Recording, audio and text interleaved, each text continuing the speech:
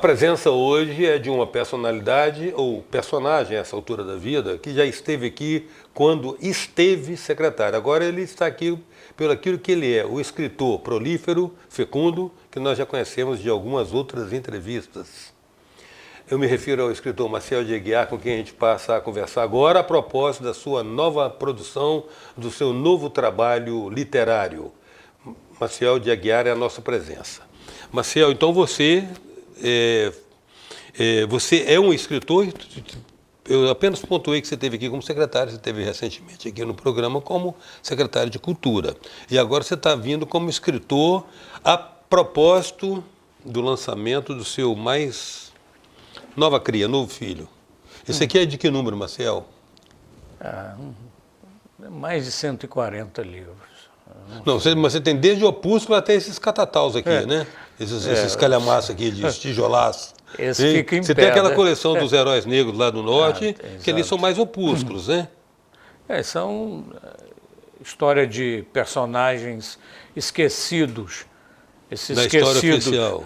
entre aspas, né, pela historiografia oficial, e que também tive muito prazer em escrever, né? Foi um resgate até afetivo, né? Eu gosto muito de escrever sobre os perdedores, né? Eu tenho uma certa relação com quem perde. Acho que tem muito mais poesia, mais beleza. Talvez é porque eu torço até por Vasco da Gama, né, e tal. Não, você escreveu sobre Pelé, não é perdedor. Você escreveu sobre Oscar Niemeyer, é uma expressão, um expoente da arquitetura até mundial. Você escreveu sobre Rubem Braga, que é o príncipe, não, o rei da crônica brasileira, né? Um autor como perdedor. Mas escrevi só de quilombolas. Esse lado do Robin Hood seu que visa resgatar isso aí é a compensação, os que né? ficaram à margem da história. Eu acho que quando eu nasci, o Criador não botou a mão assim em cima de mim, não. Botou a pontinha do dedo e falou assim, eu vou criar uns reis aí e você vai escrever a história desses reis, tá? Porque Pelé é o rei do futebol, Oscar Niemeyer o rei da arquitetura, Rubem Braga o rei da arte de escrever. Ninguém foi o melhor usuário do idioma do que Rubem Braga. E Roberto Carlos... Mas esse livro aqui tem algumas particularidades que o diferencia totalmente dos outros. O longo tempo de gestação. É verdade. Maturado desde 1969. Gozado que são exatos 50 anos da maturação e da transcrição das histórias, né? Até resultar na edição. Mas eu precisava concluir. Eu podia concluir o livro quando Roberto Carlos completou 50 anos de carreira, né? Em 2009.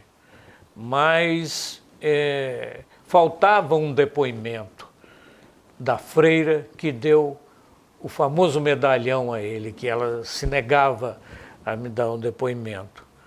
E tinha um mistério aí, né? E eu levei 10 anos tentando entrevistá-la. E foi a última entrevista.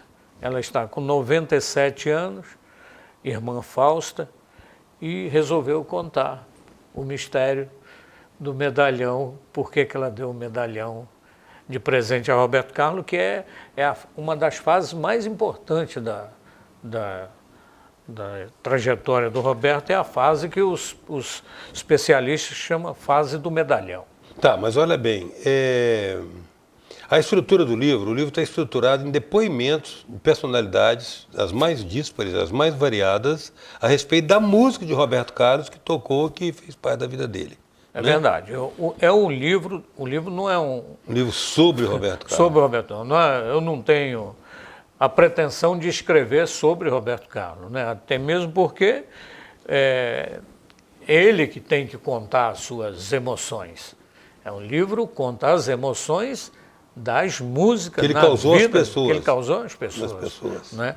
E tem depoimentos, eu procurei muita gente, né, durante 50 anos, né, personagens, artistas e personalidades e prostitutas, taxistas, cobradores, motoristas de caminhão, com o povo, né? Eu entrevistei mais de 200 pessoas, né, nesses 50 anos e recolhi 50 depoimentos, que eu acho, porque senão o livro tem quase 500 páginas, com 50 depoimentos, 50 músicas, né? Imagina se fosse colocar todos os depoimentos.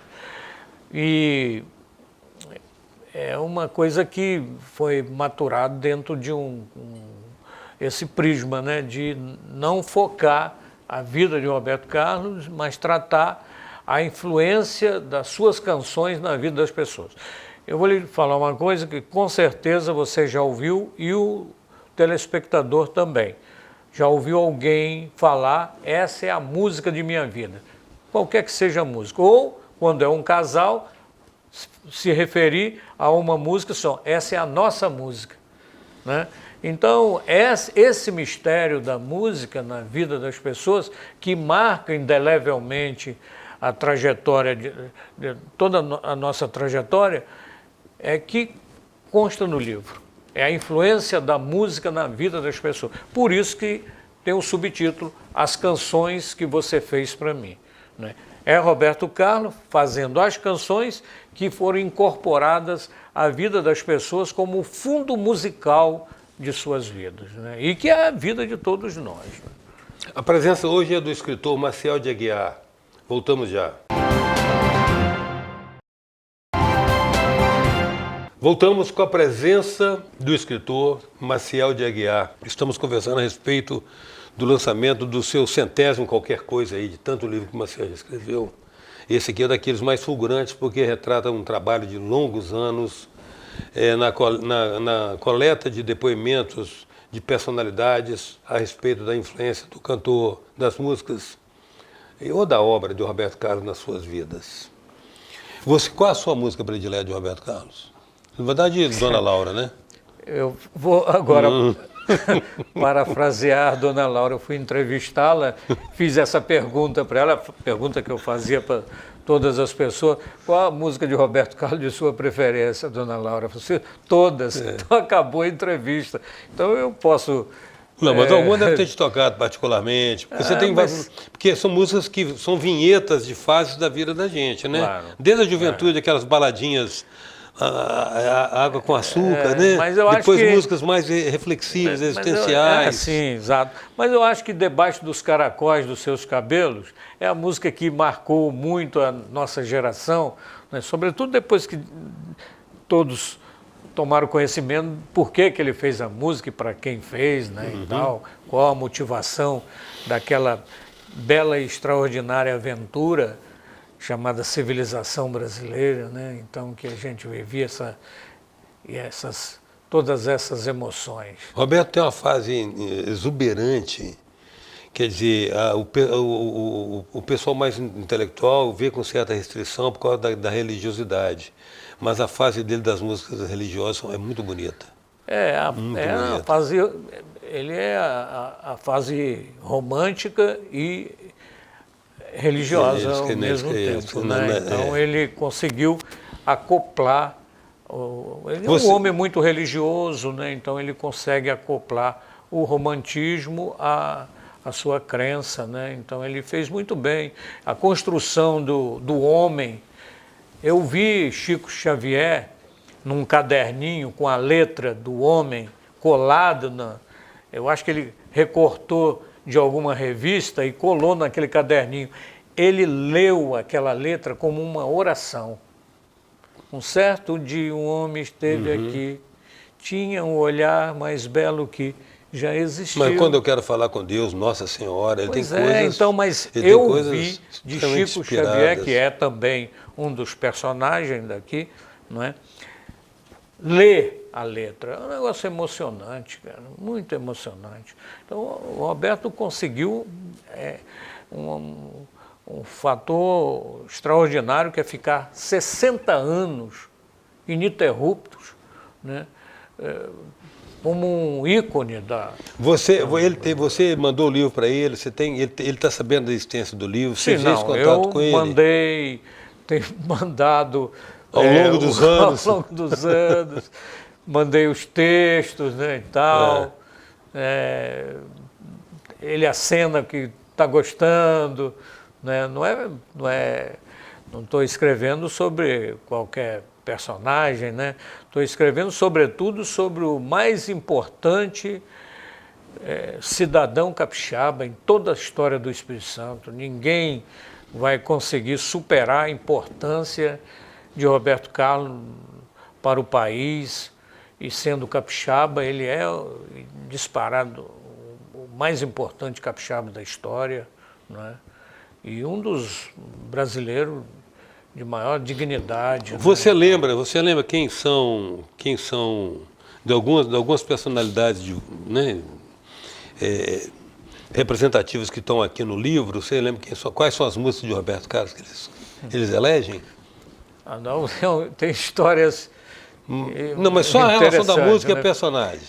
Tem Oscar Niemeyer, Niemeyer, que tem a música que ele ouviu no rádio do carro, descendo da Tijuca para Copacabana, marcou comigo 6 horas da manhã um café, eu estava lá no escritório e ele chegou com um verso de uma música na cabeça. E ele ia fazer 100 anos, estava para fazer 100 anos, né? Então, ele estava com aquele verso que é: o coração não tem idade para se apaixonar. Aí ele falou comigo: olha, estou com esse verso na cabeça e tal, e eu falei com o Neto pegou o aparelho, conseguiu o CD, colocou o CD, aí ele falou assim: eu vou me casar. Essa música me fez... Eu falei: mas doutor, o senhor já tem a pretendente? Eu falei assim: tenho. E ela sabe que o senhor vai se casar com ela? Não, vai saber agora, que a música de Roberto Carlos me fez pedi-la em casamento. Aí pediu a secretária em casamento, entendeu? Aí tem a história do Garrincha também, com a música O Show Já Terminou.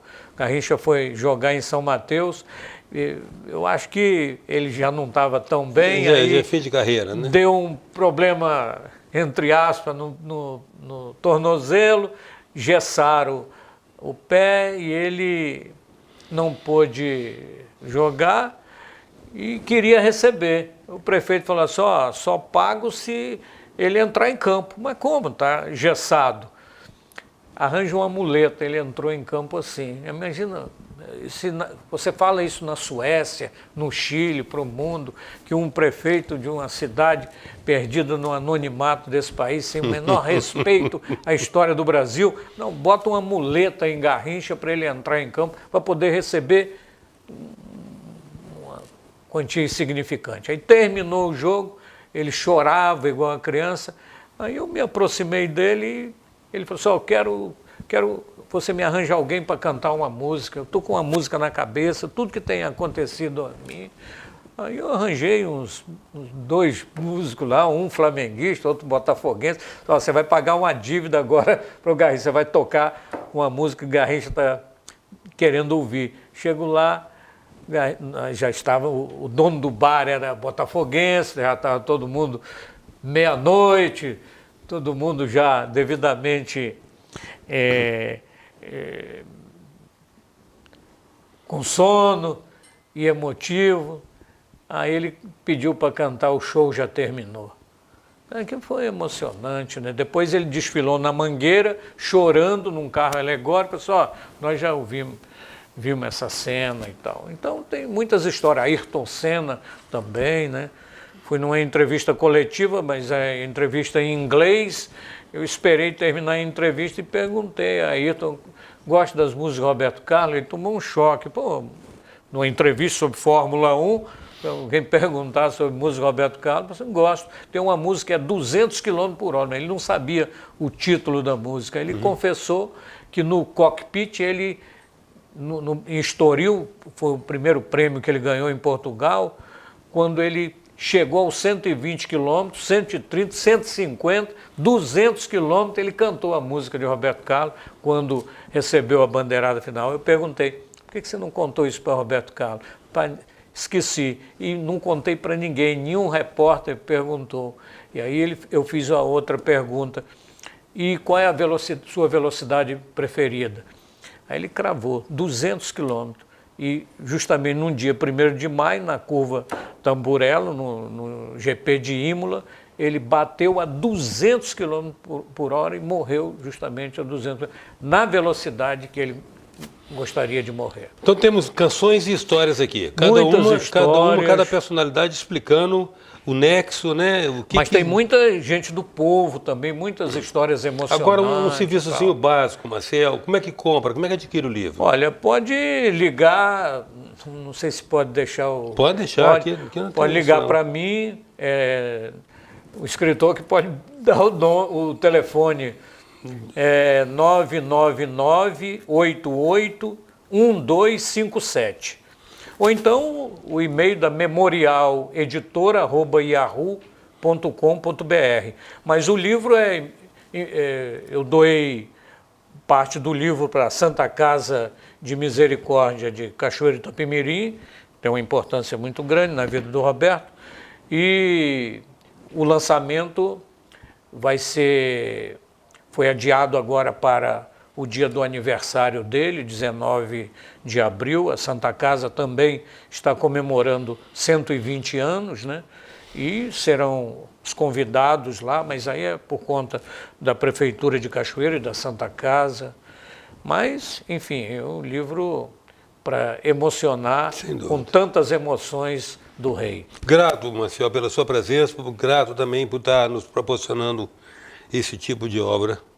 Para o nosso desfrute, né? Para a gente que tem essa identidade com o Espírito Santo e busca valorizar as coisas daqui. Aí você há de convir que alguém que passa 50 anos, não exclusivamente dedicando, mas focado em escrever sobre um tema que tem uma importância enorme para a nossa geração, né, Roberto? Tem uma importância enorme para o país, para a nossa geração e, sobretudo, para o Estado do Espírito Santo, que não devota como mereceria, porque se Roberto Carlos fosse baiano, a Bahia o celebraria muito mais do que nós o celebramos como capixaba, né? Roberto merece do Estado do Espírito Santo mais apreço, mais consideração, mais generosidade, o que nós efetivamente não temos dedicado a um gênio extraordinário dessa nossa bela aventura chamada civilização brasileira. Roberto é um ícone que a gente tem que respeitar e devotar toda a consideração, sobretudo por sermos capixaba como ele. A presença hoje do escritor Maciel de Aguiar. Até já.